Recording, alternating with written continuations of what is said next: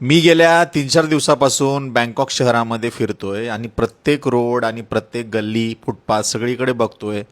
इथला कुठला गल्लीतला नेता, इथला आमदार, खासदार कुठला तरी म्हणजे फोटो लावलेला असेल, की ज्यांनी हे रोड बनवला असेल किंवा ज्यांनी ह्या रोडची सफाई केली असेल. पण पूर्ण थायलंडमध्ये मला कुठल्याच नेत्याचे फोटो कुठेही दिसले नाहीत किंवा इथे राहणारी 4-5 छपरी पोरांचे वाढदिवसाचे किंवा केकचे किंवा अजून कसले रील स्टारचे कुठलेही मला इथे फोटोज, बॅनर, होर्डिंग मला कुठेही दिसले नाहीत.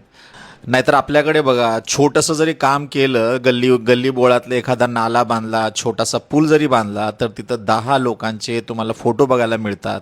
हारं तुरं, त्याच्यानंतर उद्घाटन झालेल्या पाट्या आणि परत त्यांना विश करण्यासाठी अजून 10-15 लोकांचे मोठमोठे पोस्टर.